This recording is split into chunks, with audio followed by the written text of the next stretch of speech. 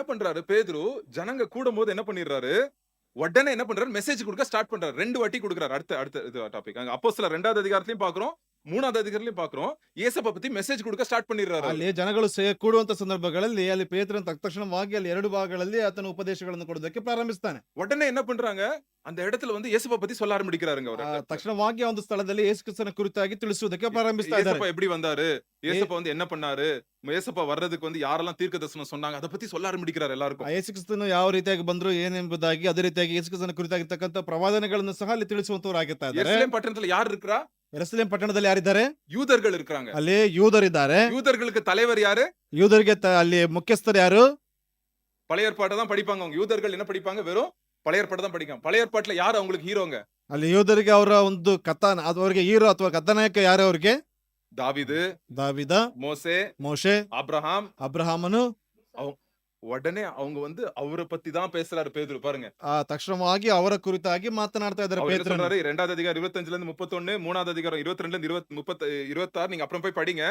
ஏசப்பா வந்து நீங்க மோசேய நம்பாதீங்க, தாவீத நம்பாதீங்க, ஆபிரகாம நம்பாதீங்க, இயேசு கிறிஸ்து தான் மேசியா அப்படின்னு சொல்றாருங்க. ಅಲ್ಲಿ ಯೇಸು ಕ್ರಿಸ್ತನ ಅಲ್ಲಿ ನೀವು ನಂಬಲ್ಪಡ್ರಿ, ದಾವಿದನನ್ನ ಅಥವಾ ಅಲ್ಲಿ ನೋಡ್ತಾ ಇದ್ದೇವೆ ಮೋಶೆನ ನಂಬುವಂತದ್ದಲ್ಲ, ಯೇಸು ಕ್ರಿಸ್ತನನ್ನ ನಂಬಲ್ಪಡ್ರಿ ಎಂಬುದಾಗಿ ಅಲ್ಲಿ ತಿಳಿಸ್ತಾ ಮಾತನಾಡ್ತಾ ಇದ್ದಾನೆ. சோ எங்கெல்லாம் வாய்ப்பு கிடைக்குதோ இயேசுப்பா பத்தி இயேசுப்பா மகிமைப்படுத்துறாரு. தன்னை பத்தி பெருசா பேசிக்கல, அவர் எங்க இருந்து வந்தாரு, அவரோட ஹிஸ்டரி எதுவும் சொல்ல, இயேசுப்பாவை உயர்த்துறாருங்க. ಅಲ್ಲಿ ನೋಡ್ತಾ ಇದ್ದೇವೆ ಎಲ್ಲೆಲ್ಲ ಅವಕಾಶಗಳು ಸಿಗಲ್ಪಡ್ತಾ ಇದೆಯೋ ಅಲ್ಲಿ ಯೇಸು ಕ್ರಿಸ್ತನನ್ನ ಆತನು ಉನ್ನತಕ್ಕೆ ಏರಿಸಿ ಆತನು ತಿಳಿಸುವಂತವನಾಗಿರ್ತಾ ಇದ್ದಾನೆ. சோ பாருங்க எப்படி இயேசுப்பா நம்மள ஆசீர்வதிக்கிறாரு. ಯಾವ ರೀತಿಯಾಗಿ ಯೇಸು ಕ್ರಿಸ್ತನ ನಮ್ಮನ್ನು ಆಶೀರ್ವಾದ ಮಾಡ್ತಾರೆ? 3:26வது வசனம் படிங்க. 3வது அதிகாரம் 26வது வசனம். 3:26ನೇ ವಚನ. அவர் உங்கள் எல்லாரையும் அவர்னா யாரு? இயேசு கிறிஸ்து.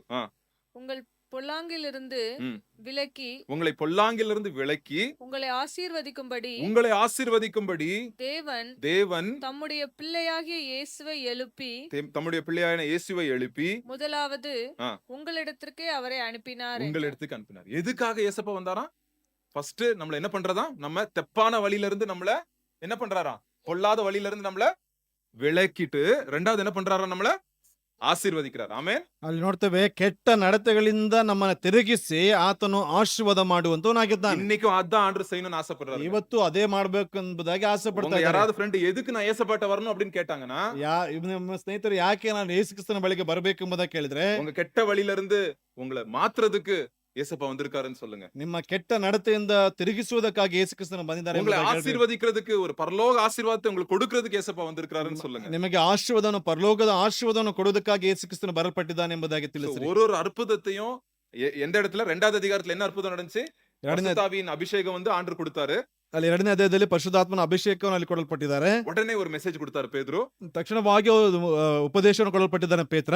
2வது வாட்டி ஒரு சப்பானியை வந்து ஆண்டவர் வந்து குணமாக்குனாரு. ಅಲ್ಲಿ 2ನೇದಾಗಿ ನೋಡೋದಾದ್ರೆ ಒಂದು ಒಟ್ಟುಕೊಂಟದನ್ನ ಅಲ್ಲಿ ಗುಣವನ್ನ ಸ್ವಸ್ಥತೆಯನ್ನು ಪಡಿಸ್ತಕ್ಕಂಥದ್ದು. அந்த ஒரு கூட்டம் வந்துச்சு. அந்த கூட்டத்துக்கு விட்டு என்ன சொல்றாரு? ஏசப்பா பத்தி பிரசங்கம் பண்றாரு. ಅಲ್ಲಿ ಒಂದು ಗುಂಪು ಬರ್ತಾ ಇದೆ. ಅಲ್ಲಿ ಯೇಸು ಕ್ರಿಸ್ತನ ಕುರಿತಾಗಿ ಒಂದು ಉಪದೇಶವನ್ನು ಮಾಡ್ತಾ ಇದ್ದಾನೆ. பிரசங்கத்தை நீங்க கிளியரா நீங்க படிக்கணும்னா அங்க மேல வசனம் போட்டிருக்கேன் பாருங்க. 2வது அதிகாரம் 22ல இருந்து 36, 3வது அதிகாரம் 17வது வசனத்துல இருந்து 26. அது நீங்க படிக்கணும். ಪ್ರಸಂಗವನ್ನು ನೋಡಬೇಕು ಅಂತಂದ್ರೆ 2ನೇ ಅಧ್ಯಾಯದ 22ರಿಂದ 36ನೇ ವಚನ, 3ನೇ ಅಧ್ಯಾಯ 17ರಿಂದ 26ನೇ ವಚನವನ್ನು ನೀವು ನೋಡಿಕೊಳ್ಳ್ರಿ. சரியா? சோ ஒரு எழுப்புதலை ஆண்டவர் கொடுக்கிறாரு. ದೇವರಲ್ಲಿ ಒಂದು ಎದ್ದೇಳುವಿಕೆಯನ್ನು ಅಲ್ಲಿ ಕೊಡ್ತಾ ಇದ್ದಾರೆ.